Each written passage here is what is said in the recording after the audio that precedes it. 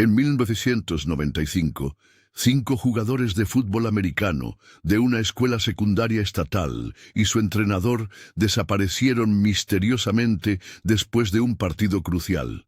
Durante 20 años, su desaparición atormentó al pequeño pueblo de San Felipe del Norte, en el interior de Ceará, hasta que, una mañana tranquila, un sendero a través del bosque reveló una pista que lo cambiaría todo. Si esta historia te resuena, sigue nuestro canal y cuéntanos desde dónde nos escuchas y qué hora es. Comencemos. El estadio de Escuela Estatal Monte Azul estaba en llamas esa noche, no literalmente, sino en sonidos, sudor y pies golpeando en las gradas. Leones de la Montaña había logrado una remontada en los últimos segundos de la semifinal regional, superando al tradicional equipo de Colegio San Benito de Santa Rosa del Valle por 2 goles en los últimos minutos. La multitud enloqueció. Sonaron los silbatos, ondeaban las banderas. El equipo se abrazó en un círculo de risas y agotamiento bajo el marcador parpadeante. Era 1995, y esa noche todo parecía más grande de lo que realmente era. La música parecía más fuerte, el futuro más brillante, el aire más denso con esa arrogancia adolescente que cree que todo es eterno. El entrenador, Roberto Salazar, les dio una palmadita en la espalda a los jugadores mientras recogían sus mochilas. El viejo entrenador no era de los que sonreían fácilmente. Pero esa noche esbozó una pequeña sonrisa. Sus chicos habían dejado el alma en el campo, sin peleas, sin alboroto, solo fútbol limpio, jugado hasta el final. Roberto llevaba 20 años entrenando, y ese mismo grupo, era especial. Tenían agallas, tenían corazón, y para algunos de ellos, como Jeremías Vargas, quizás incluso una oportunidad para algo más grande. A las 22:05 cargaron la vieja camioneta. No era un autobús de lujo, era simplemente un combi azul y blanco de la escuela, bien conocido por todos. Roberto conducía, como siempre. No confiaba en que otros conductores llevaran a sus hijos. A su lado, en el asiento delantero, estaba Marcos Castillo, piernas largas enroscadas. En el asiento trasero estaban Emilio Vargas, Mateo Herrera, Iván Rojas y Antonio Toñito Ramírez, todavía riendo y compartiendo los bocadillos que compraron en una gasolinera. El estacionamiento estaba casi vacío. Las altas farolas proyectaban círculos blancos. Clara Vargas, la madre de Emilio, observaba con los brazos cruzados, apoyada en la reja. No se había perdido ningún partido desde que su hijo estaba en 8º grado. Ella saludó con 2 dedos al pasar la furgoneta, y él le devolvió el gesto con una sonrisa que aún le dejaba ver los dientes de leche. No sabía que esa sería la última vez que vería la cara de su hijo. La combi salió por carretera, rumbo al sur, de regreso a casa, al pequeño pueblo de San Felipe del Norte. Se suponía que sería un viaje de 90 minutos, rutinario. Lo habían hecho docenas de veces, pero nunca llegaron. A medianoche, los primeros padres comenzaron a preocuparse. La madre de Iván llamó al teléfono fijo de Roberto y no obtuvo respuesta. Más tarde, la novia de Toñito dijo que no había llamado como había prometido. A las 00:47, Clara llamó a la policía. A la 1:12 a.m. ya circulaban por la vía vehículos con luces altas y reflectores. Una tormenta azotó el lugar alrededor de las 2 de la mañana. Lluvias torrenciales, árboles que se doblaban con el viento. La visibilidad era mala, pero no había señales de un accidente. No había huellas de neumáticos, no había barandillas rotas. La furgoneta simplemente había desaparecido. A la mañana siguiente, el periódico local publicó en letra pequeña: el equipo de fútbol de la escuela secundaria desaparece después de la victoria. Los equipos de televisión llegaron al mediodía. Helicópteros sobrevolaron el lugar. Se enviaron perros rastreadores a los senderos. Los voluntarios caminaron uno al lado del otro entre la espesura. No encontraron nada, ni un solo trozo de metal, sin camisa, sin huellas. La furgoneta se había desvanecido como el humo. Con el paso de los días, el tono de la cobertura cambió. Los periodistas comenzaron a especular. Los rumores comenzaron a extenderse. Algunos culparon al entrenador Roberto, preguntándole por qué no había llamado a nadie. Otros culparon a Mateo, recordando un robo anterior e insinuando que quizás los chicos se habían escapado. Muchos cuestionaron los protocolos de seguridad de la escuela. Cartas anónimas afirmaban haber visto a los chicos en estaciones de autobuses, cafeterías y gasolineras. Ninguno de los informes condujo a ninguna parte. Después de una semana, los informes se calmaron. Después de un mes, solo Clara Vargas seguía presentándose en la comisaría cada viernes con una nueva lista de preguntas. En otoño, el Estado cambió oficialmente la clasificación de desaparición activa a presumiblemente muerto. Clara no celebró funeral. Ella dijo: «No puedo enterrar un fantasma». La ciudad siguió adelante, o fingió hacerlo. Los Leones de Monte se retiraron la temporada siguiente. Un nuevo entrenador asumió el cargo. Se colgaron nuevas pancartas en el gimnasio. Una foto del equipo de 1995 permaneció en la ventana de la oficina principal, cubierta lentamente por el polvo y el desvanecimiento del sol. Pero para quienes conocían a los chicos, quienes recordaban la lealtad silenciosa de Marcos, el baile absurdo de Iván, la sonrisa soñolienta de Toñito, eso nunca se fue. Sobre todo para Clara. Ella mantenía la habitación de Emilio tal como él la dejó. Pósteres en la pared, tareas escolares sin terminar, calcetines sucios todavía en un rincón. Cada año, para su cumpleaños, le escribía una carta. Cada Navidad encendía una vela en la ventana. Al principio, la gente la compadecía. Luego, empezaron a evitarla. Y finalmente, empezaron a olvidarla. Pero nunca dejó de buscar. Guardó todos los materiales, todas las pistas, cada mapa. En 2004, con su devolución de impuestos, contrató a un investigador privado. Renunció a los 6 meses. «Muy difícil», dijo. «Ha pasado mucho tiempo». Aún así, Clara continuó creyendo. Porque hasta que nadie mostró el cuerpo de su hijo, hasta que nadie le explicó cómo 5 jóvenes, una camioneta y un sueño pudieron simplemente desaparecer, ella se negó a aceptar que esa fuera la historia final.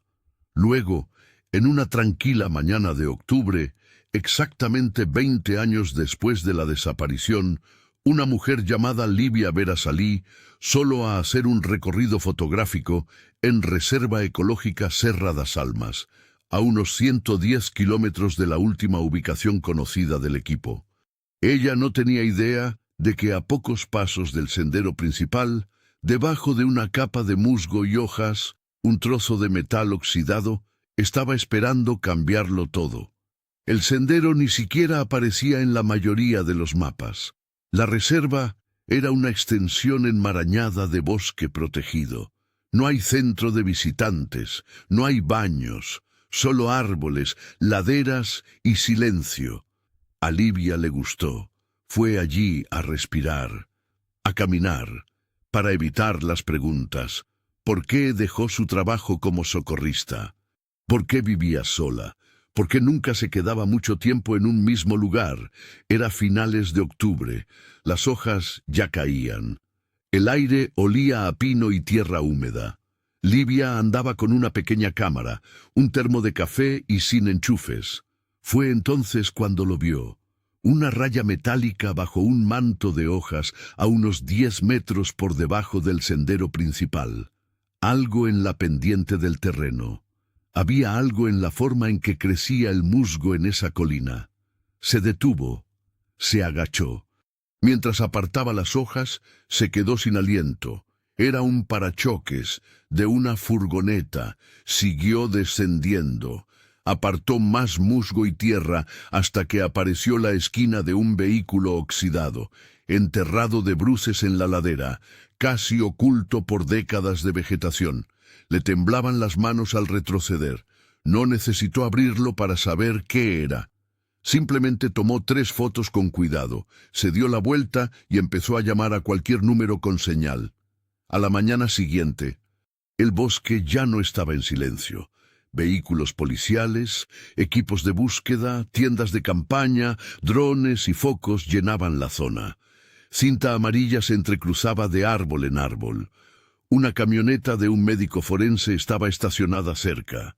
Por primera vez en 20 años, algo había salido a la luz. Algo concreto. Dentro de la furgoneta encontraron 3 cadáveres. 2 en los asientos del medio, 1 en el del conductor. Los huesos estaban en posiciones extrañas, limpiados hace tiempo por el paso del tiempo y la naturaleza. Fragmentos de uniformes escolares aún estaban pegados a uno de los esqueletos del asiento trasero. Un medallón con el nombre. El entrenador, Roberto C., encontró cerca del pedal del conductor. La furgoneta se había volcado, pero no en una vía oficial. Estaba demasiado enterrado en el bosque. Los investigadores plantearon la hipótesis de que el vehículo se había salido de la carretera a propósito, quizá forzado, quizá en un intento de fuga, pero nada de esto explicaba cómo permaneció oculto durante 2 décadas. No hay pistas, no hay rastros. Los restos fueron enviados para análisis forense en Fortaleza. Las noticias arrasaron San Felipe del Norte como una nueva tormenta. Los micrófonos se colocaron frente a rostros envejecidos. Las imágenes de archivo volvieron a las ondas. Los Monte Lions volvieron a ser noticia, como no lo habían sido desde la era del acceso telefónico. El detective Elías Moura, en su escritorio en la comisaría Santa Rosa del Valle, observó la cobertura con la mandíbula apretada. Tenía solo 13 años cuando el equipo desapareció. Recordó haber visto los partidos en la televisión local. Su primo mayor había estudiado en Monte Azul. Todos hablaban de Emilio Vargas, sobre las posibilidades del equipo en el campeonato estatal. La noche de su desaparición, Elías recordó haber oído a su madre susurrar, «Otra vez no». Ahora, a los 33 años, se dedicaba exclusivamente a casos sin resolver en la región, y sabía que no era un accidente, no por cómo se encontró, no con 2 chicos aún desaparecidos. Emilio Vargas y Mateo Herrera no estaban entre los cuerpos. Eso significaba algo. Condujo directamente al lugar de los hechos. Para entonces, Livia Veras ya había dado su declaración completa y se marchó discretamente. No quería formar parte del circo mediático. Pero entregó la tarjeta de memoria con todas las fotos que había tomado. Panorámicas, huellas de neumáticos, incluso un primer plano de una zapatilla vieja escondida bajo el lateral de la furgoneta. Los peritos confirmaron que el conductor era Roberto Salazar. El cuerpo en el asiento del medio estaba Marcos Castillo, el defensa reservado. El de atrás, más pequeño, era Iván Rojas. La madre de Iván tuvo que ser sedada al recibir la noticia. Pero el impacto aún no se había disipado cuando las preguntas comenzaron a acumularse. ¿Por qué solo había 3 dentro de la combi? ¿Por qué Iván todavía llevaba el uniforme y Marcos no? ¿Por qué se cortaron todos los cinturones de seguridad? ¿Por qué se rompió el parabrisas de adentro hacia afuera? ¿Y por qué había marcas de garras en el interior de la puerta? El detective Elías Moura estaba de pie junto al armazón destrozado de la camioneta, con los brazos cruzados y mirando fijamente el techo derrumbado. Eso no fue solo un accidente. Algo pasó allí. Algo violento. Algo que nadie quería nombrar todavía. De regreso a la ciudad, Clara Vargas vio la cobertura por televisión, con las manos fuertemente apretadas contra una almohada en su regazo. El reportero dijo que se habían recuperado 3 cuerpos. Clara conocía los nombres incluso antes de oírlos. No era su hijo, no era Emilio, No sabía qué significaba eso. ¿Alivio? ¿Miedo? ¿Esa clase de cruel esperanza? Ella se levantó y apagó el televisor. Durante 20 años había esperado una respuesta, y ahora, por fin, alguien había encontrado algo, pero no era su hijo. Él todavía estaba ahí afuera. Ella podía sentirlo. 2 días después, el equipo forense regresó a la zona para realizar un segundo barrido.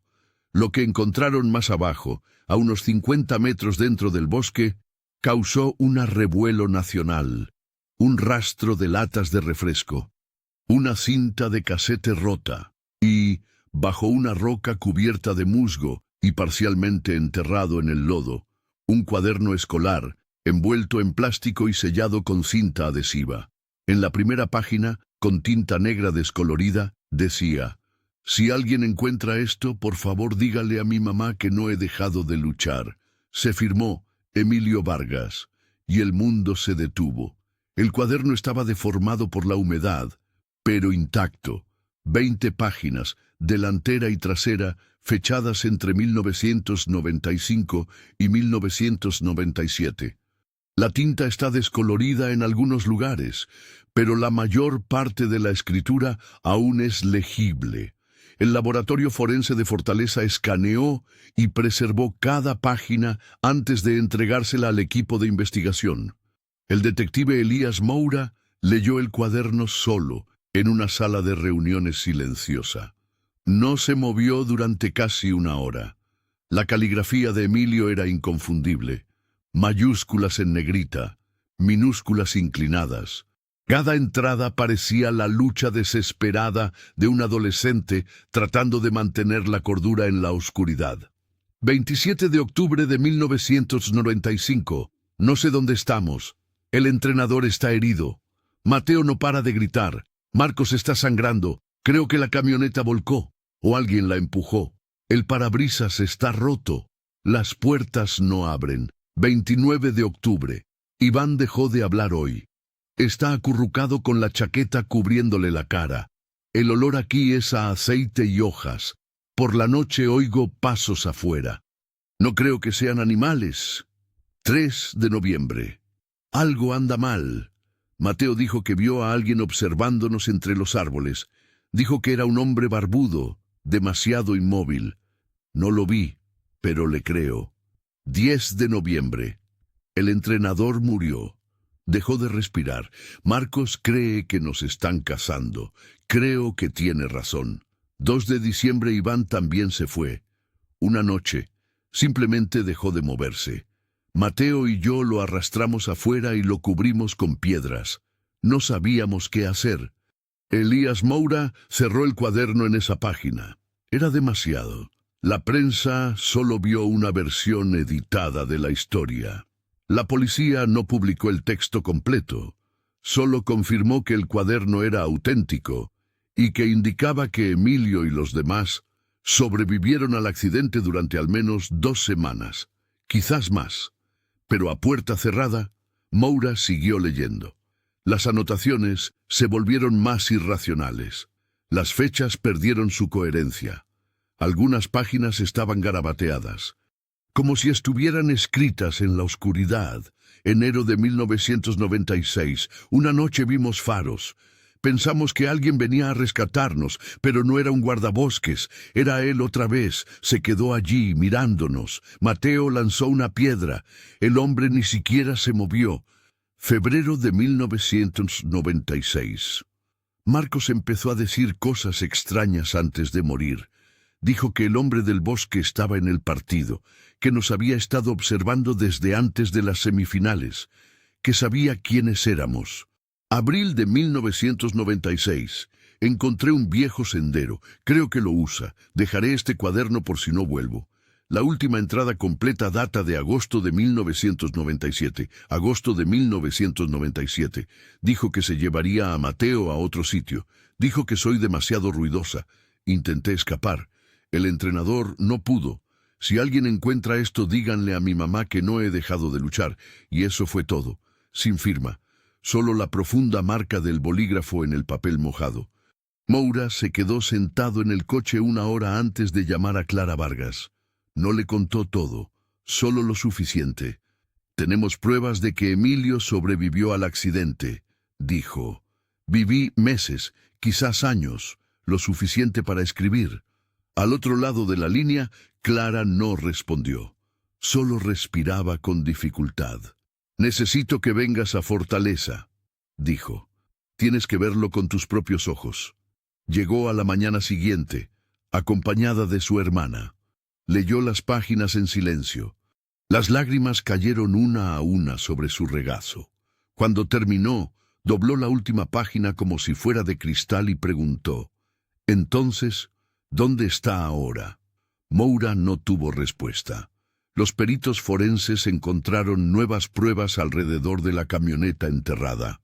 Una huella en el barro seco del mismo tamaño que la de Mateo Herrera, parcialmente cubierta por hojas y escombros cerca de un sendero de caza.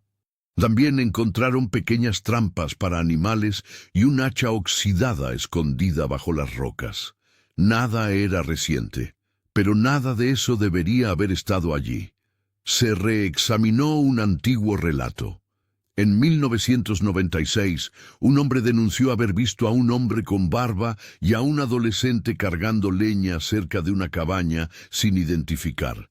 En aquel momento se desestimó el caso, pues no se relacionaba con ninguna desaparición conocida. Ahora, Elías Moura lo veía con nuevos ojos. Trazó un radio alrededor del lugar donde se encontró la camioneta. Encontró todas las estructuras conocidas de la zona: casas de caza, torres de observación, cabañas abandonadas.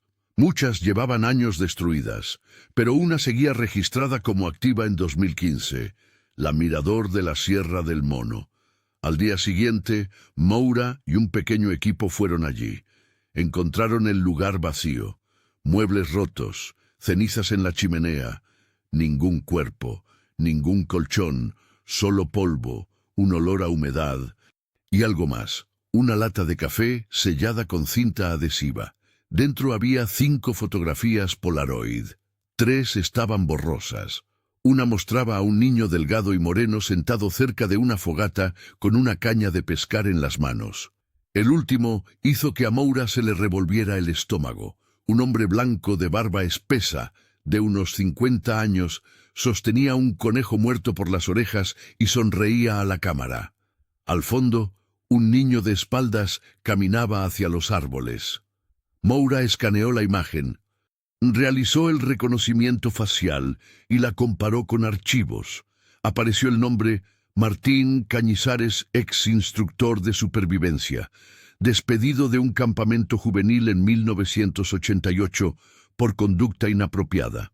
Investigado por 2 desapariciones, una en el interior de Bahía y la otra en el norte de Minas Gerais. Nunca fue imputado.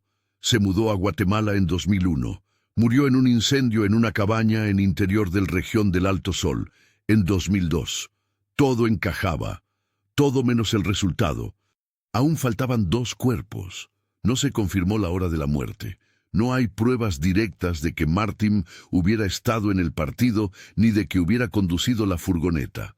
La habían encontrado a kilómetros de su ruta original. Las notas no coincidían. Las líneas temporales se desvanecieron. Pero Moura sabía una cosa: ese hombre estaba mirando a los chicos, incluso antes del accidente, y Emilio Vargas lo sabía. La foto de Martín Cañizares se difundió como la pólvora en redes sociales. En cuestión de horas, su rostro aparecía en todos los portales: el depredador del bosque, sospechoso de secuestrar al equipo escolar.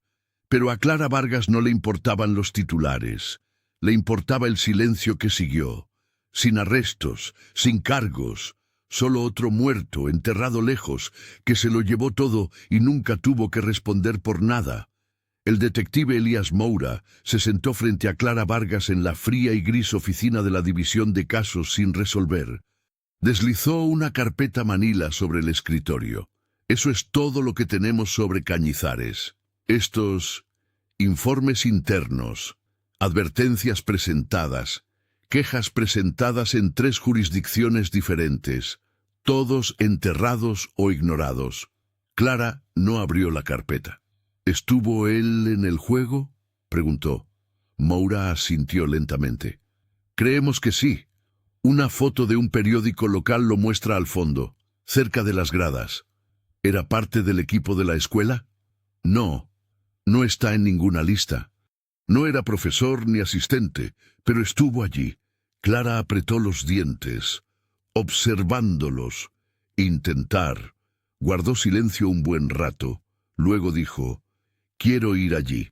Donde encontraron la camioneta. Moura dudó. Aún no es seguro.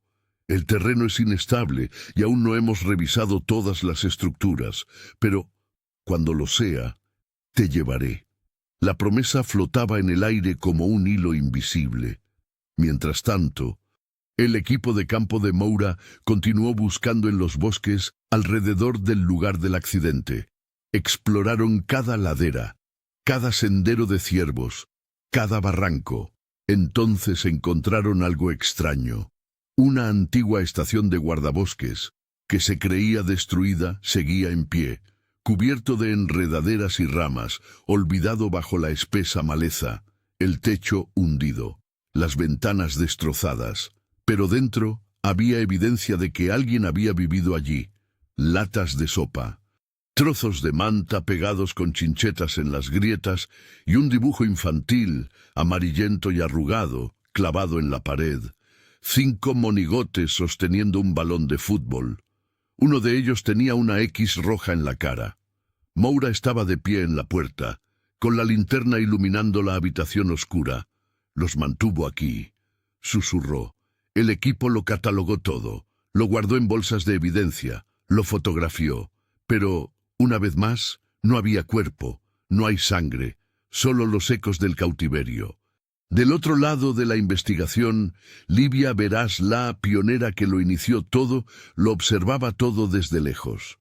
No quería fama, no quería micrófonos, pero algo en el bosque seguía llamándola, algo en el cuaderno, en la fogata apagada, en el silencio inquietante. Ella regresó allí una mañana con su perro, Lobo esta vez, manteniéndose en el sendero marcado. A unos 800 metros del antiguo puesto de guardia, Lobo se detuvo de repente. Gruñó una vez, luego se quedó quieto, olfateando el suelo. Allí, bajo una fina capa de agujas de pino, había una lonchera de metal oxidado. En su interior, otra grabadora con una cinta de casete. Moura escuchó la cinta en el departamento. El sonido era débil, lleno de ruido y viento. Pero había una voz, joven, inestable, susurrando, «Mi nombre es Emilio Vargas. Me llevaron después del accidente. Nos vigila por la noche. No podemos escapar». El entrenador lo intentó y... La cinta se cortó a mitad de la frase y fue reemplazada por estática. Moura rebobinó. Volvió a sonar. «Mi nombre es Emilio Vargas». Era la prueba, no solo de que Emilio había sobrevivido al accidente, sino de que se lo habían llevado a otro lugar, probablemente vivo durante meses después de que la combi fue enterrada. Esa misma semana apareció un nuevo testigo. Su nombre era Raimundo Pires, exconserje de la escuela Monte Azul. Ahora, con 71 años, vivía en una finca remota cerca de San Felipe del Norte. Raimundo dijo que, en ese entonces, tenía miedo de hablar. No confiaba en la policía local. Sentado frente a Elías Moura, con las manos temblorosas mientras sostenía una fotografía descolorida, dijo, «Vi a ese hombre, el de la tele, el que se llama Cañizares». «¿Dónde, señor Raimundo?» «En el estacionamiento de la escuela, el día antes de que el equipo se fuera». «¿Está seguro?» «Sí». Estaba discutiendo con uno de los chicos, un tipo corpulento. Tenía una voz fuerte. «¿Qué oíste?» El niño dijo, «No deberías estar aquí». Y el hombre respondió, «Me lo prometiste». «¿Qué niño era?» Raimundo pensó por un momento. Creo que era Mateo. El estómago de Moura se revolvió. A la mañana siguiente volvió a los expedientes originales. Releyó cada detalle que había pasado por alto. Encontró una nota garabateada en una vieja entrevista. Su novia afirma que su novio hizo una llamada extraña desde un teléfono público la noche en que desapareció. Dijo que parecía asustado. El nombre de la niña era Nina Cardoso, ahora casada. Viviendo en Jutiapa, Moura la encontró trabajando como asistente de guardería. Cuando él mencionó la llamada, ella no lo dudó. Era Toñito. Me llamó esa noche desde un teléfono público. Dijo que no podía hablar mucho. ¿Qué dijo exactamente? Si pasa algo, averigua qué pasó con ese tipo en el gimnasio. ¿Cuál chico? El que sigue hablando con Mateo después del entrenamiento. ¿Le contaste esto a alguien? Sí. Se lo dije al director. Dijo que probablemente no era nada. Moura regresó en silencio. El peso de todo empezaba a sofocarlo. Eso nunca había sido un accidente. Nunca. Fue una trampa. Alguien los había identificado. Los había observado. Quizás los había acechado durante semanas, esperando la oportunidad de actuar. Y ahora que ese alguien estaba muerto, la única pregunta que quedaba era: ¿Emilio y Mateo aún vivían cuando Cañizares murió en 2002? Clara Vargas todavía creía. Todas las noches se sentaba en el porche con la foto de Emilio en el regazo. La llama de la vela parpadeaba junto a su cuaderno. Una noche, Moura se sentó a su lado. Él trajo la cinta de casete. Escucharon juntos en silencio. Cuando terminó, Clara no lloró. Solo susurró. Él siguió luchando. Moura asintió. Y nosotros continuamos también. Porque ahora el mundo finalmente creyó en ellos. Pero creer no era justicia. Y tampoco fue un cierre. Aún no. Las hojas estaban empezando a caer de nuevo cuando Livia Veraz regresó a Sierra de las Almas. No lo había planeado. Después de todo, las entrevistas, los reportajes, las noches sin dormir preguntándose si debería haber buscado con más atención la primera vez. Se había prometido a sí misma que no volvería, pero algo aún la atraía. Quizás fue la imagen de la puerta oxidada de la furgoneta, enterrada bajo las hojas. Quizás fue el cuaderno, o la voz de Emilio, ronca y susurrante en esa cinta. Esta vez, tomó Lobo, su perro, y un GPS de rescate que le prestó una amiga. Siguió el mismo rastro que había tomado 6 meses antes y luego regresó al bosque, hacia la ladera donde había visto la camioneta por primera vez. La cinta de precaución había desaparecido. Los árboles estaban en silencio otra vez, pero algo en su interior le decía que había algo más. Lobo se detuvo de repente, aguzó el oído, olfateó el aire y corrió hacia la izquierda, atravesando un denso bosque de pinos. «¡Lobo! ¡Espera!», gritó Livia, empujando las ramas para seguirlo. Encontró al perro de pie junto a lo que parecía una fogata antigua. Solo un círculo de piedras ennegrecidas y un montón de cenizas viejas. A primera vista, nada especial, hasta que lo vio. Bajo un tronco caído, parcialmente enterrado en el suelo, había una caja de zapatos arrugada. Se arrodilló y la abrió con cuidado. La tapa estaba sellada con cinta adhesiva vieja, cuyos bordes ya se estaban desprendiendo. Dentro, envuelta en una bolsa de plástico, había ropa vieja, endurecida por el tiempo y la humedad. Uno Walkman roto, con baterías corroídas y cuidadosamente sellado en una bolsa Ziploc. Un nuevo cuaderno. Pero este era diferente al anterior, más delgado, más dañado por el agua. No lo abrió. Regresó al puesto de vigilancia y entregó su hallazgo al primer agente que vio. 2 días después, el caso volvió a estallar.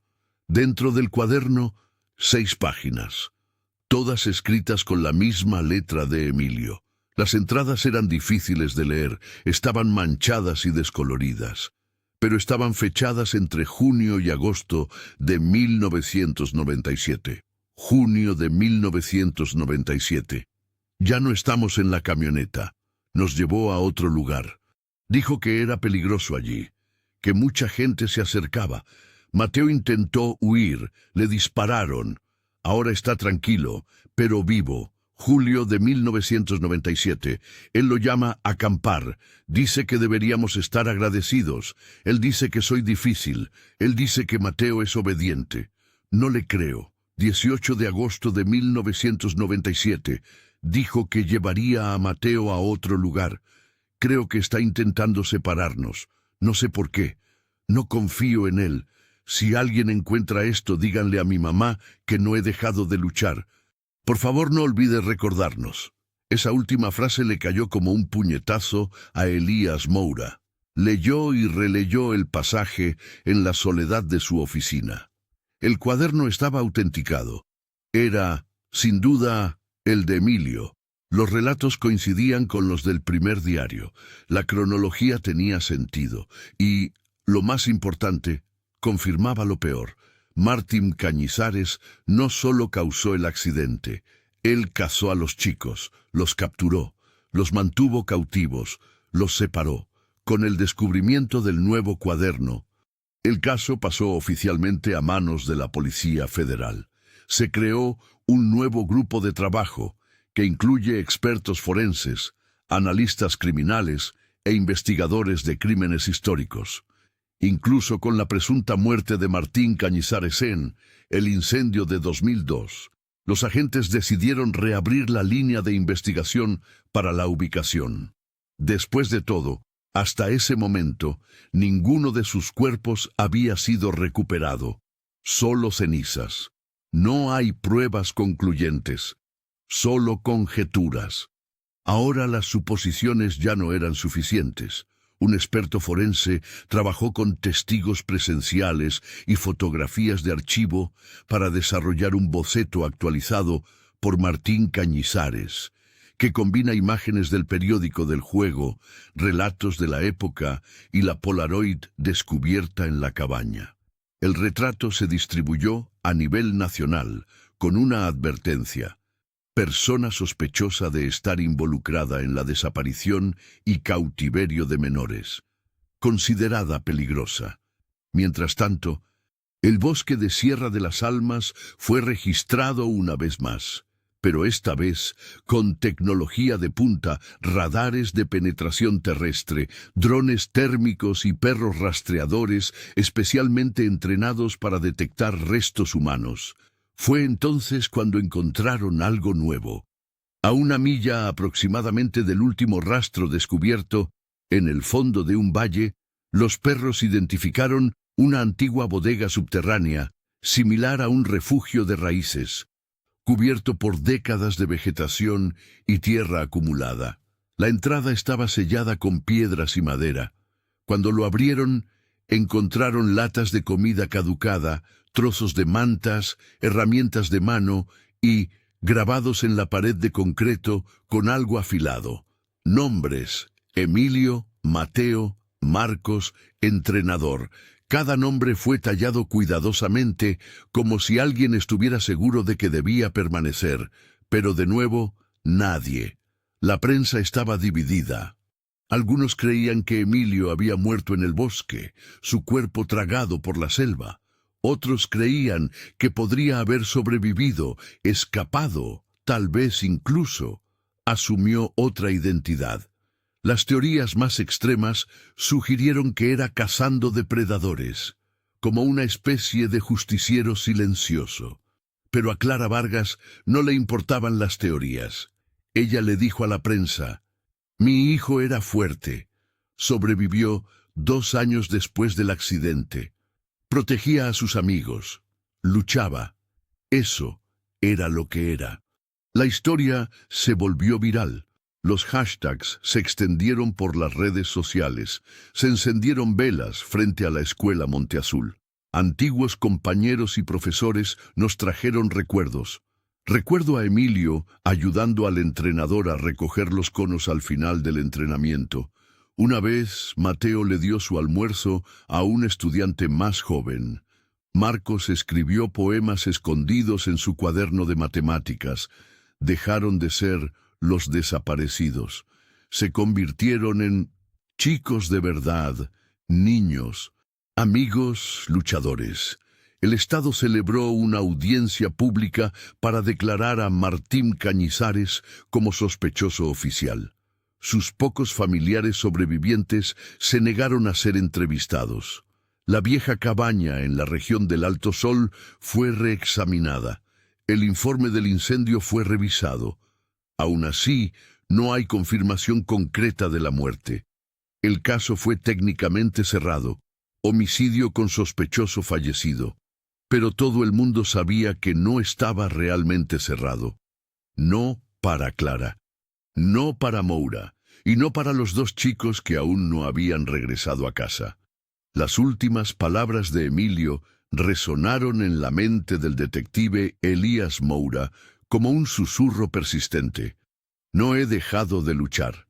Pensó en el cuaderno, la fogata apagada, el Walkman oxidado, los nombres grabados en la pared de hormigón, y entonces entendió, nunca dejaron de luchar. Cada uno, a su manera, resistiéndose al olvido, dentro de la furgoneta, en el bosque, en la oscuridad, y ahora, nos tocaba a todos no dejar que esta lucha quede enterrada en el silencio. El Estado de Ceará oficialmente cerró el caso un jueves de diciembre, sin alboroto, sin ceremonia. No hubo tribunal, no hubo acusado, no hubo testimonio de superviviente, solo un carpeta firmada por la Procuraduría General de Justicia del Estado, declarando cerrado el caso de Montelyons. Homicidio seguido de secuestro y ocultación de un cadáver, con el principal sospechoso fallecido. Las palabras eran técnicas, frías, se presume muerto, restos no localizados. Según se informa, el perpetrador falleció en un hecho no relacionado. 2002. Elías Moura leyó el último informe solo, en su oficina. Se quedó mirando la última página, donde la palabra cerrado fue estampado en rojo. Pero no sentí ningún cierre. Dos niños seguían desaparecidos. Nadie rendiría cuentas. No habría juicio. Las madres no tendrían la oportunidad de mirar a los ojos a quienes se las llevaron. No habría un momento para que la verdad se gritara a viva voz, para que todos la oyeran. Solo un hombre muerto, un rastro frío, y una ciudad entera se quedó con el vacío de lo que pudo haber sido. Moura agarró su maletín y condujo hasta San Felipe del Norte. No se lo contó a nadie, simplemente tocó a la puerta de Clara esa misma noche. El sol ya se había puesto. La luz del porche proyectaba una sombra sobre sus ojos cansados, que permanecían fijos y alertas, como siempre. ¿Has terminado?, preguntó ella. Moura asintió. Cerraron hoy. Ella hizo espacio en la puerta. Moura entró. Nada había cambiado en la casa. La foto de Emilio seguía en la estantería. La vela a su lado era nueva. El cuaderno reposaba sobre la mesa, como una Biblia centenaria, un altar del recuerdo. Moura dejó la carpeta sobre la mesa. No la abrió. Traje el cuaderno original, dijo. El segundo todavía está a la vista, pero pensé que deberías quedártelo. Sacó el cuaderno de un sobre acolchado. Estaba desgastado, con marca de agua, arrugado por semanas de lectura, pero entero. Lo recogió como si fuera de cristal, lo abrió con cuidado, leyó los primeros garabatos, respiró hondo. Escribió esto mientras todos decían que estaba muerto. Lo mantuvo oculto, protegido, y nadie escuchó. Moura se sentó frente a ella. Ahora están escuchando. Ella negó con la cabeza firmemente. No es suficiente. Luego se levantó, fue al armario y regresó con una bolsa de tela. Sacó una camiseta de fútbol azul y amarilla con el número 7 en la espalda. El uniforme de Emilio. Lo conservé desde el día que desapareció. Nunca lo lavé, nunca lo doblé. Simplemente esperé. Moura sintió que se le cerraba la garganta. Hay algo que necesitas ver, dijo en un susurro. Sacó una foto doblada del bolsillo de su abrigo. Era reciente. mostró lo nuevo del Colegio Monteazul, recientemente renovado. Suelos de madera clara, iluminación nueva, y en lo alto de la pared del fondo, enmarcado bajo un cristal, un foto ampliada del equipo de 1995, lado a lado, entrenador Roberto, Emilio, Marcos, Iván, Mateo y Toñito, todos uniformados, con los brazos sobre los hombros de los demás. Debajo de la imagen, una placa de bronce. Ellos nunca se rindieron. Nosotros tampoco. Clara pasó los dedos sobre la imagen como si tocara el rostro de alguien. Moura agregó: su uniforme ha sido retirado. Está colgado en lo alto del gimnasio. Esta vez no lloró de inmediato. Simplemente se quedó mirando la imagen. Entonces, casi en un susurro, dijo: hizo que valiera la pena. Clara permaneció sentada a la mesa, con el cuaderno en una mano y la foto en la otra. A su alrededor, el silencio de la casa era denso, pero no vacío. Era un silencio lleno de recuerdos, la risa de su hijo en el pasillo, sus botas de fútbol tiradas en un rincón de la sala, el sonido del balón rebotando en el jardín. Y ahora, ese silencio también era respetado por todos. Afuera, el viento agitaba las hojas de los árboles. Una farola titilaba a lo lejos. El pequeño pueblo de San Felipe del Norte seguía su curso habitual. Pero en aquella casa, el tiempo transcurría a otro ritmo.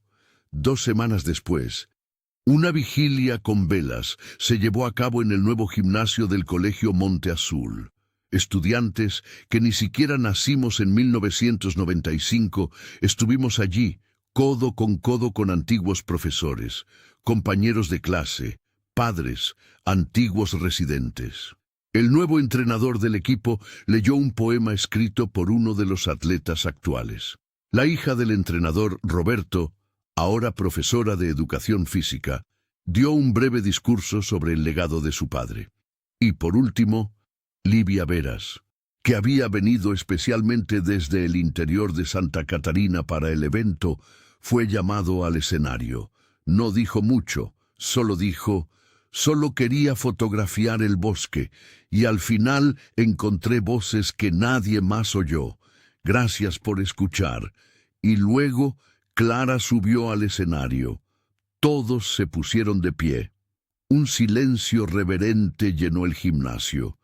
Llevaba una blusa sencilla, una bufanda alrededor del cuello y sostenía un cuaderno en una mano. Su discurso fue breve, pero nadie lo olvidaría jamás. Mi hijo no se perdió, se lo llevaron, pero él no se rindió, luchó todos los días y dejó pruebas de ello. Así era él, no una víctima, no un fantasma, un luchador, un chico con corazón y un hombre que todavía espera ser encontrado. Cuando bajó del escenario, el gimnasio estaba completamente en silencio, y entonces alguien empezó a aplaudir, lentamente, luego más fuerte. Pronto todo el mundo estaba dando una ovación de pie. No fue una celebración, fue un reconocimiento. Fue justicia silenciosa. Han pasado meses desde la vigilia, pero Clara Vargas seguía encendiendo la vela, todas las noches, incluso en los calurosos días de verano, incluso cuando se iba la luz, incluso cuando la gente decía: tienes que seguir adelante. Ella simplemente respondió: no ha regresado todavía.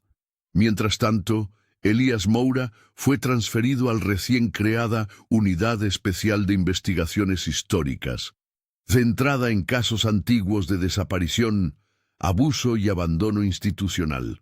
Su primera misión, finalizar el informe nacional sobre el caso Monteazul. Tomó semanas de trabajo, lo releyó todo: informes forenses, cuadernos, fotos, cartas, transcripciones de llamadas y los mapas de Sierra de las Almas rayado y volteado. Decidió que algo tenía que suceder, algo definitivo, no en los archivos, sino en el bosque mismo, en el mismo terreno que había sido cómplice de la historia.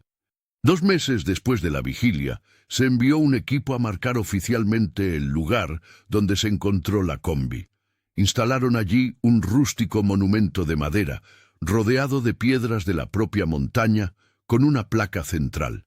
En memoria de los leones de Monteazul, Emilio Vargas, Marcos Castillo, Iván Rojas, Mateo Herrera, Antonio Ramírez, entrenador Roberto Salazar. Se fueron, pero no se olvidaron. Abajo, talladas a mano, 5 palabras: no he dejado de luchar. El sitio se inauguró al público con una pequeña ceremonia. No hubo prensa presente, solo familiares, algunos antiguos compañeros y 2 policías del equipo de Moura. Clara tomó la vela original. La encendió en silencio y dejó el cuaderno de Emilio dentro de una vitrina bajo la placa de madera. El Walkman se quedó en casa, encerrado en un baúl. Después de la ceremonia, la mayoría de ellos se fueron, pero Clara se quedó. Se sentó en una roca cerca del monumento y permaneció allí durante horas. Cuando el sol empezó a ocultarse tras las montañas, alguien se sentó a su lado. Era Livia Veras. No dijeron nada durante un buen rato. Solo observaron cómo las sombras se extendían entre los árboles. 2 mujeres que nunca se habían visto antes de ese año, unidas para siempre por un sendero y un cuaderno. Livia finalmente habló. ¿Crees que todavía está allí? Clara respondió sin dudarlo. Creo que el bosque sabe dónde está, y algún día lo dirá. Mientras tanto, en la sede de la unidad especial, Moura recibió un paquete inesperado, sin remitente. En el interior, una hoja de papel con 3 palabras escritas a mano, con letras temblorosas: lo vi, y un dibujo a lápiz, un niño, negro, delgado, sentado en un acantilado. Llevaba una vieja gorra de béisbol de Monteazul. A su lado, al fondo, había un hombre con barba. No había fecha, no había lugar, pero Moura sintió que su cuerpo se congelaba. Era imposible saber si era una pista real, una broma cruel o un delirio. Pero él sabía lo que significaba. El caso aún seguía vigente. La nota anónima con el dibujo inquietante permaneció durante horas en el escritorio de Elías Moura. Analizó las líneas, la elección de palabras, las proporciones de la figura, la curva de la gorra con el logo del equipo Monteazul. Era demasiado detallada para ser aleatoria. Había dolor en esas líneas, y sobre todo, había algo familiar en esa mirada dibujada en el rostro del niño. Era el tipo de cosas que solo alguien que lo vio o lo vivió podía expresar. Moura envió el dibujo para su análisis grafológico y su cotejo con bases de datos criminalísticas y psicológicas. No se obtuvieron resultados inmediatos, pero su impulso fue diferente: regresar al bosque. Con un permiso especial, él y 2 agentes regresaron a Serra das Almas, pero ahora explorarían a mayor profundidad que antes. Usarían el rastro del boceto, el barranco, la pose, la escasa vegetación como referencia. El equipo se centró en regiones de altitud similar y patrones de vegetación consistentes con el boceto. Al tercer día de búsqueda, algo me llamó la atención. Lobo, el perro de Livia, que acompañaba al equipo debido a su gran sensibilidad, se detuvo junto a una gran roca. Empezó a cavar con insistencia. Bajo la capa de hojas, encontraron un trozo de tela azul descolorida. Era la manga de una vieja camiseta de fútbol. A su lado, cuidadosamente enterrado, había un termo aplastado y un trozo nuevo de plástico envuelto en cinta adhesiva. Adentro, más páginas de un cuaderno. Moura lo sostenía con manos temblorosas. Parecía casi imposible que, después de tantos años, surgieran nuevas palabras. Pero allí estaban. No hay fecha fijada. Seguimos aquí. Ya no recuerdo los días. Solo aparece de noche. Dice que Mateo se fue, pero oí gritos. Creo que miente. Miente mucho. Hice un escondite, guardé comida, pero no es suficiente. Creo que sabe que estoy escribiendo. Intenté ocultarlo, pero lo sintió. Dile a mi madre que todavía pienso en ella. Todavía pienso en ella. Esa frase dejó a Moura sin aliento. Más que un testimonio de supervivencia tardía, fue un recordatorio de que incluso en la oscuridad absoluta, incluso después de todo, Emilio todavía creía que lo podían encontrar. La muestra fue llevada al laboratorio forense de Fortaleza. La escritura era consistente. La letra, aunque temblorosa, se confirmó como la de Emilio Vargas. Fue la tercera evidencia directa de él. 3 testimonios, 3 llamadas de auxilio. Ahora nadie podría decir que había muerto la noche del accidente. En los días siguientes, la noticia volvió a ser noticia en todo el país. El caso volvió a aparecer. Nuevos escritos refuerzan la supervivencia tras el secuestro de niños en 1995. Caso Monteazul reabierto por presión pública y nueva evidencia. Emilio pudo haber sobrevivido hasta 1999, dicen los expertos. Clara lo veía todo con la mirada fija en la tele, pero no lo celebró. Él solo dijo: «Entonces, ¿por qué no lo han traído de vuelta todavía?». Confirmada la autenticidad de las nuevas páginas, la investigación entró en una nueva fase. La Policía Federal ahora trabajó con la hipótesis oficial de que Emilio Vargas estuvo vivo al menos 3 años después de la desaparición del equipo. La evidencia apuntaba no solo a la supervivencia, sino también al desplazamiento. Habían sido retirados del área del accidente y guardados en diferentes partes del bosque. Se inició una nueva búsqueda, esta vez con la ayuda de geólogos, botánicos y espeleólogos de la región. La teoría era simple, pero aterradora.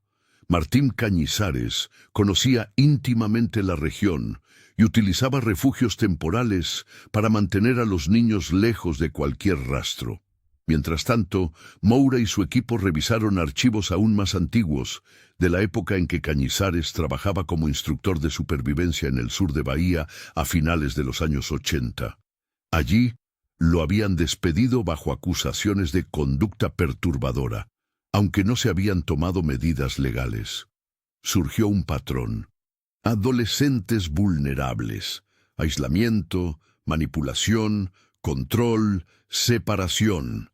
En el bosque, las búsquedas condujeron a pequeñas granjas abandonadas, cobertizos enterrados, refugios de piedra camuflados por décadas de hojas. Algunos mostraban señales de vida reciente: latas abiertas, retazos de ropa, cerillas aún secas, pero no había ADN viable. No había cuerpos, no había confirmación definitiva. Hasta que, cerca de un barranco, a 2,3 kilómetros de la ubicación original de la camioneta, un dron identificó una estructura parcialmente oculta. A primera vista, parecía una formación natural. Pero al acercarse, la policía descubrió una antigua cisterna de hormigón, adaptada con puertas de madera y un respiradero hecho a mano. Dentro había lo que parecía ser un último escondite: mantas rotas, un vaso de plástico, una vela derretida hasta la base, y grabado en la pared de hormigón, una vez más, con una letra fina e irregular: «Si vuelve, corre». Lo intenté. «No dejes que yo desaparezca también». Era la letra de Julián.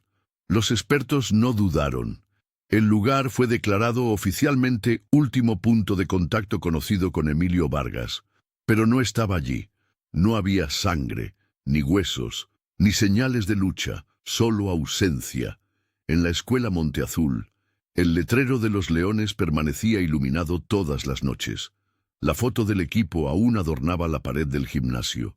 El uniforme número 7 de Emilio seguía colgado en lo alto. Los nuevos estudiantes se detuvieron a leer las placas. Los antiguos profesores seguían dando conferencias sobre el caso, pero lo que nadie podía explicar era cómo alguien podría sobrevivir tanto tiempo escondido y luego desaparecer por completo. Fue como si el bosque se hubiera tragado el final de la historia. O tal vez, como Clara le susurraba a la vela cada noche, él sigue luchando. Con la confirmación de la cisterna como la última ubicación conocida de Emilio, el caso ganó nuevo impulso, no solo como un misterio, sino como un símbolo nacional de abandono, resistencia y memoria.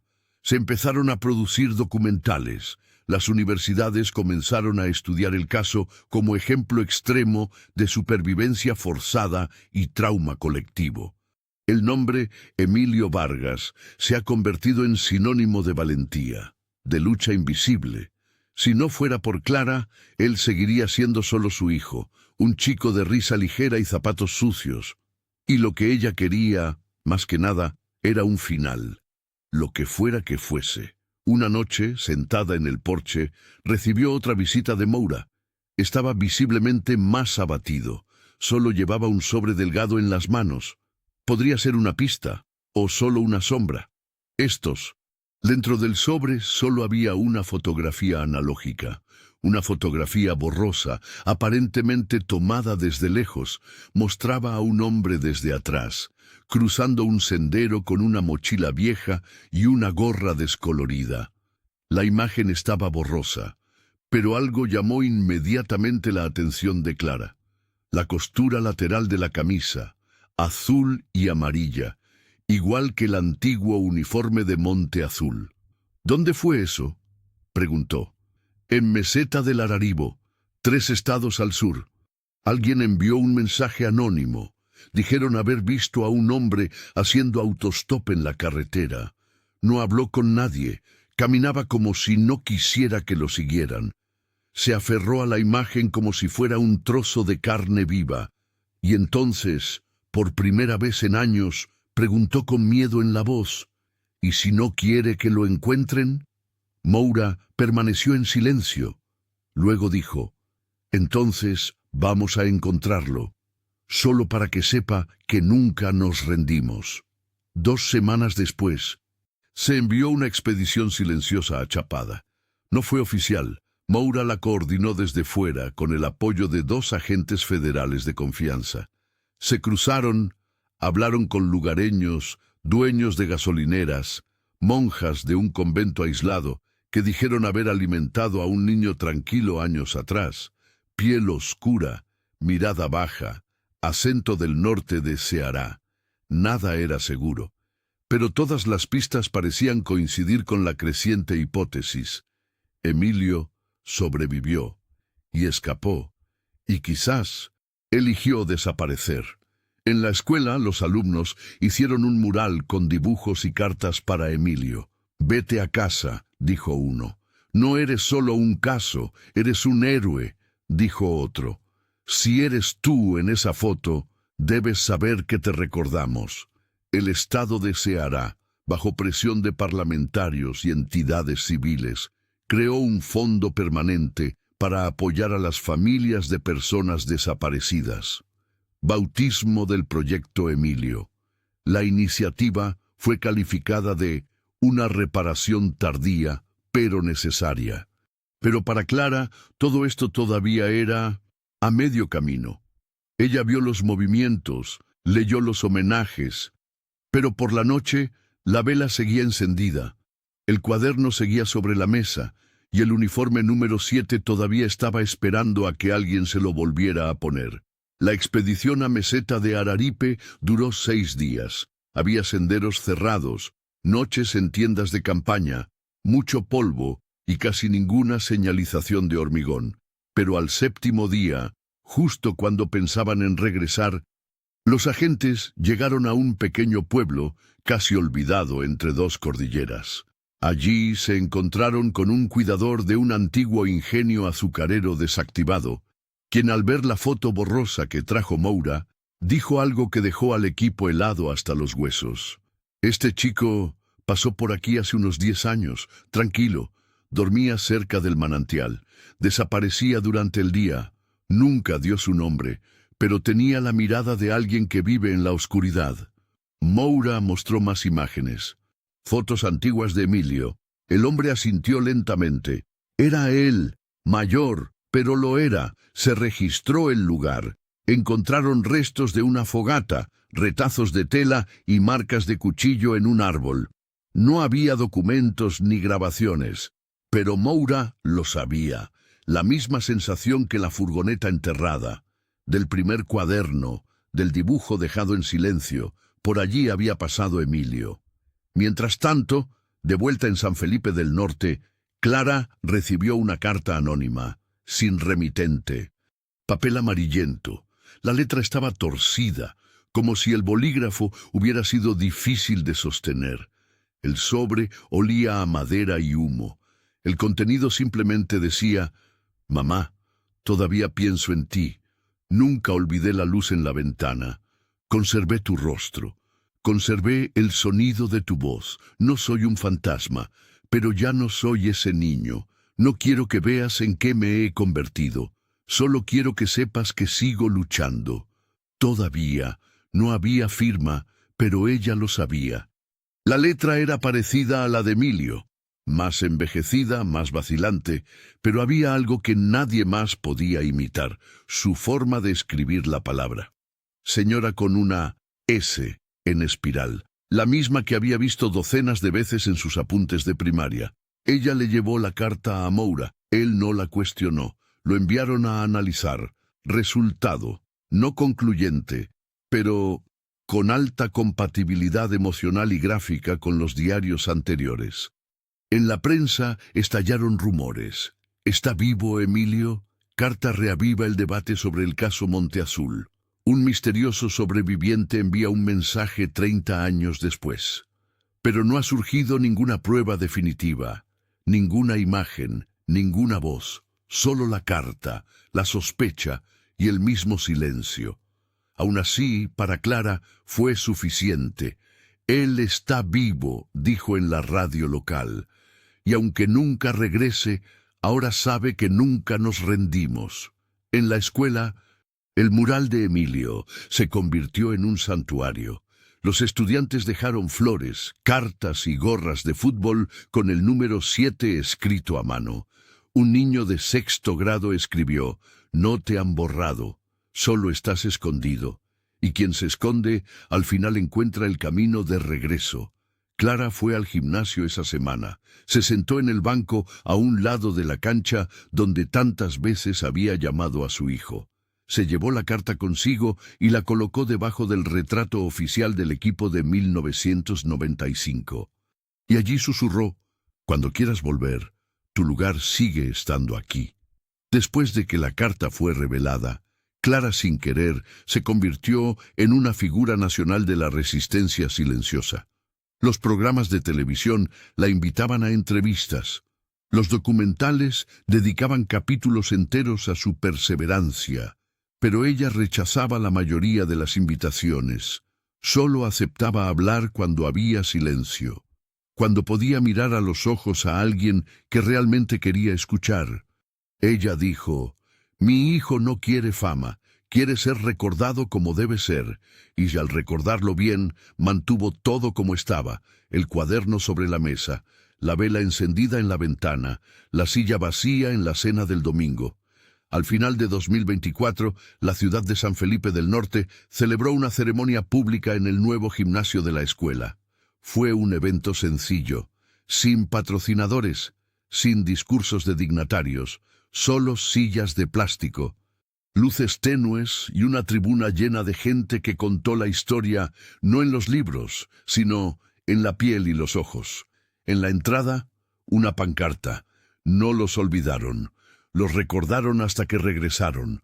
En el centro de la cancha, 5 camisetas estaban colocadas en caballetes: el número 7 de Emilio, el número 10 de Toñito, el número 5 de Marcos, el número 11 de Iván, el número 6 de Mateo. Y frente a ellos, un balón viejo, el mismo que Clara había conservado durante todos esos años, aún con las marcas de barro. Estaban sentados uno al lado del otro: Clara, la hija del entrenador Roberto, y Livia Veras, quien ahora coordina un proyecto educativo para niños en riesgo. Livia subió al escenario y dijo: «Todo empezó con una foto, pero terminó con nombres, nombres grabados en la tierra, en el hormigón, en las paredes de la escuela, nombres que el tiempo intentó borrar, pero la memoria no se lo permitió». Luego llamaron a Elias Moura. No leyó ningún discurso. Simplemente levantó el cuaderno original, lo sostuvo en alto por un momento y dijo: «Esto es lo que resistió», y nos enseñó a nunca rendirnos. La gente dio una ovación de pie. No era una fiesta, era reconocimiento. Más tarde, afuera, Clara fue la última. Solo ante el monumento iluminado, velas encendidas, flores silvestres y la pequeña placa de bronce con los nombres. Sacó de su bolsillo la carta anónima, la que guardaba como reliquia, y la colocó debajo de una roca. Luego se inclinó, apoyó la frente en el suelo y susurró: «Volviste, a tu manera, pero regresaste». Luego se levantó, se sacudió las rodillas y miró hacia arriba. La noche estaba clara. Las estrellas parecían brillar más en el gimnasio, como si por fin alguien allí arriba también hubiera descansado. A la mañana siguiente, la prensa le preguntó si haría más declaraciones. Ella simplemente sonrió, cansada y ligera, y dijo: «Ahora habla por sí mismo», y se alejó lentamente, como quien deja una piedra en el lugar correcto en un río. El Estado presentó la demanda un jueves por la mañana de diciembre. No hubo incidentes, no hubo drama judicial, sin titulares urgentes, solo un expediente sellado, firmado por el Procurador General del Estado de Ceará, declarando oficialmente el caso de la desaparición del equipo Monte Azul como homicidio con secuestro que involucra a múltiples víctimas. Martín Cañizares fue nombrado como el único sospechoso. Después de la muerte, el lenguaje utilizado era técnico: frío, presuntamente muerto, restos no localizados. Se informa que el autor principal falleció en un evento no relacionado. 2002. El detective Elias Moura leyó el informe final solo, en su oficina. Fijó la vista en la última página, donde la conclusión estaba escrita con precisión sobre un sello rojo, cerrado. No sintió ningún cierre. 2 niños seguían desaparecidos. Nadie sería arrestado. Nadie tendría que rendir cuentas. No habría juicio. No hay testimonio grabado. No habría momento en que la verdad se dijera en voz alta y encontrara eco en el silencio.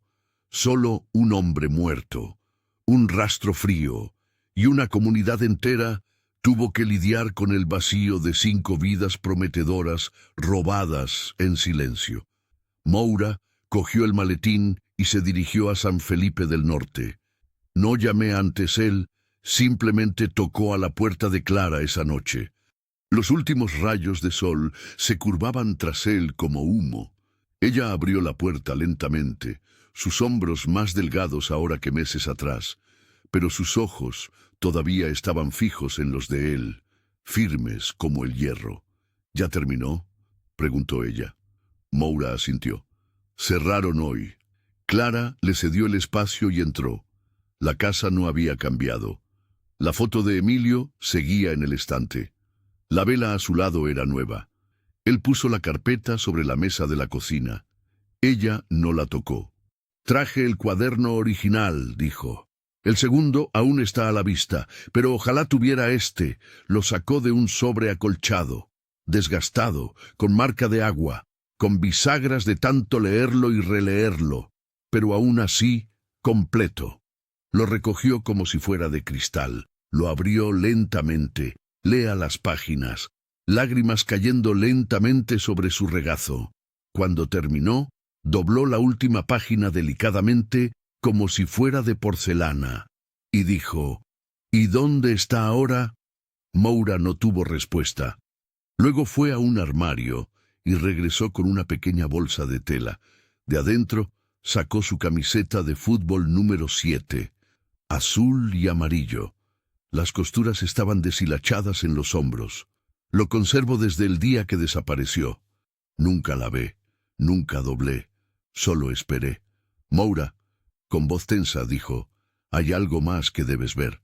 Del bolsillo de su abrigo sacó una foto. La habían tomado la semana anterior.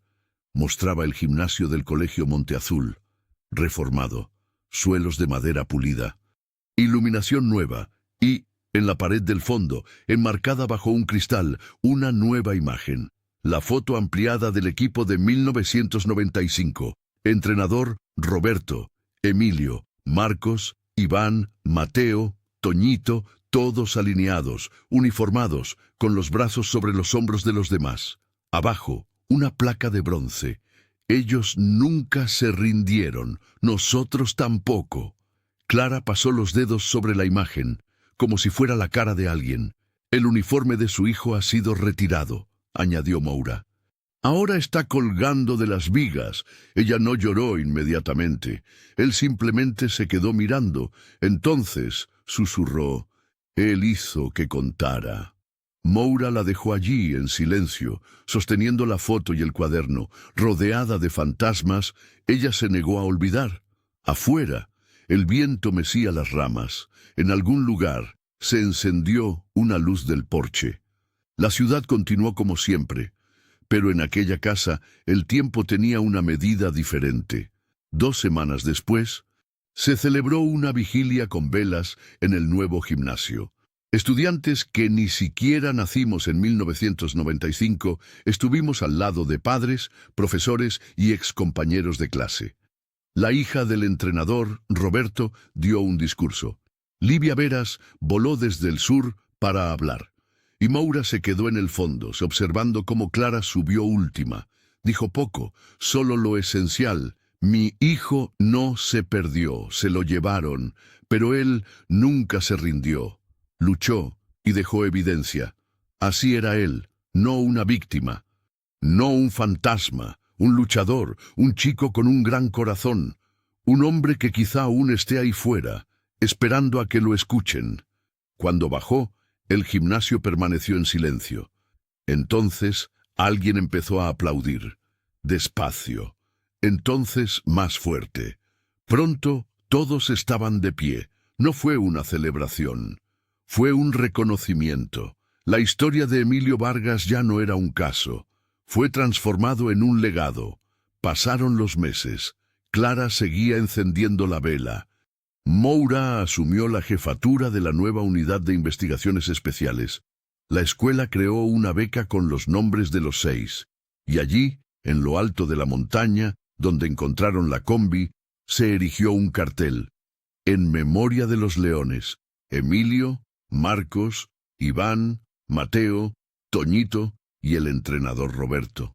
Ya no están, pero no los olvidamos. Abajo, talladas a mano, hay 5 palabras. No he dejado de luchar. Y así el mundo los recordó. No por cómo fueron tomadas, pero cómo. Se negó a ser olvidado.